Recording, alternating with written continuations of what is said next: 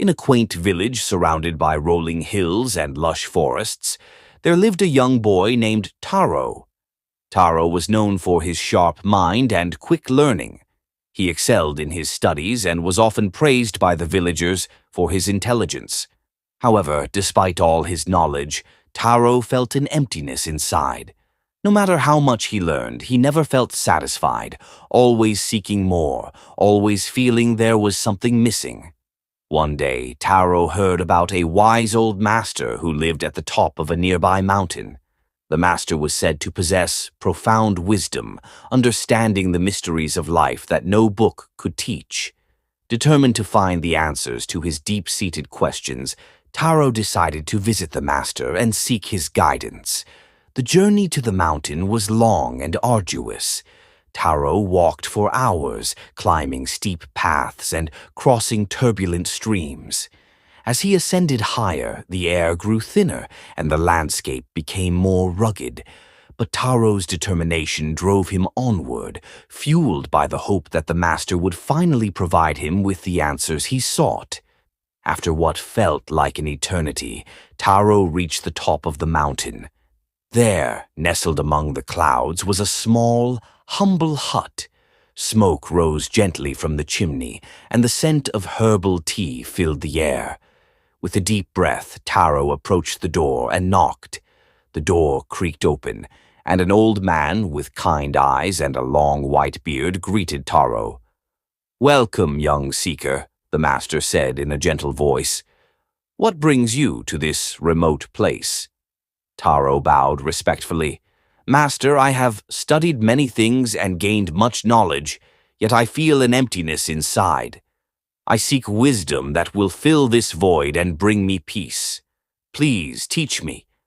The master smiled and motioned for Taro to enter. Inside, the hut was simple but cozy. The master gestured for Taro to sit at a low table, where 2 cups and a teapot were placed. As Taro sat down, the master began to pour tea into the cups. The master poured the tea slowly, filling Taro's cup. But as the tea reached the brim, the master continued to pour. The tea overflowed, spilling onto the table. Startled, Taro quickly said, "Master, the cup is full. No more tea will fit." The master paused, looking at Taro with a knowing smile. "Indeed," he said, setting the teapot down. "You are like this cup, young Taro. You are so full of your own knowledge that nothing more can be added. How can I teach you anything if you do not first empty your cup?"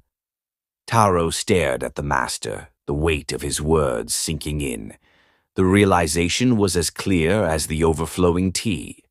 All his life, he had been so focused on accumulating knowledge and so proud of what he had learned that he had closed himself off to true wisdom.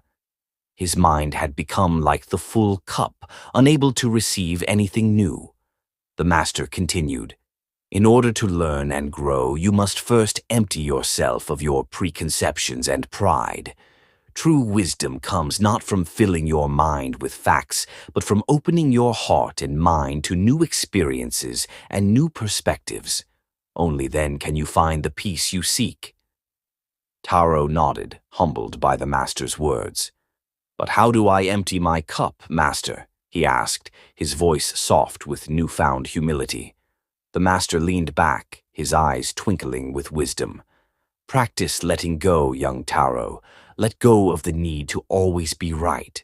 Let go of the desire to impress others with what you know. Approach each moment with a beginner's mind, as if you are experiencing it for the first time.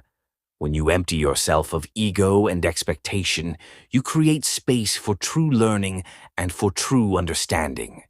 Taro listened intently, his heart slowly opening to the master's teachings.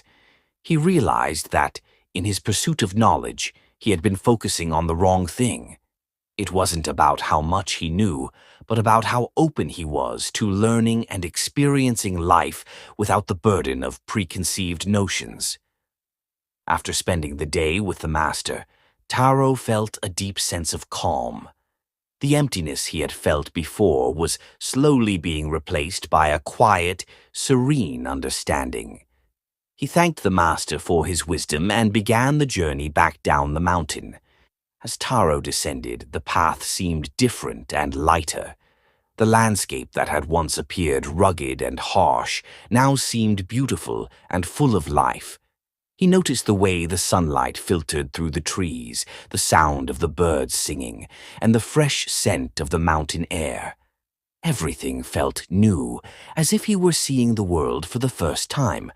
Taro realized that by emptying his cup, he had opened himself to the simple joys of life and to the wisdom that could be found in the present moment. He no longer felt the urgent need to fill himself with knowledge. Instead, he embraced the idea of being a lifelong learner, someone who approaches each day with curiosity and humility. When Taro returned to his village, he was a changed person. He no longer sought to impress others with his knowledge or to seek validation through his achievements. Instead, he lived each day with an open heart and mind, embracing the lessons that life had to offer. He found peace not in what he knew, but in his ability to learn, to grow, and to be present in each moment. Taro's story became a legend in the village, a reminder to all that true wisdom comes not from a full cup, but from an empty one. The villagers would often recount the tale of Taro and the wise master, passing down the lesson of the empty cup to future generations. And so, the young boy who once sought to fill the void within him discovered that the key to wisdom and peace was not in accumulation, but in letting go, in emptying his cup, and in being open to the boundless possibilities of life. If you enjoyed the video, don't forget to give it a thumbs up and subscribe to Inspire Nation for more uplifting content. I'd love to hear your thoughts or any motivational stories you'd like to share in the comments below. Keep believing in yourself and pursuing your dreams. Stay positive and see you in the next video.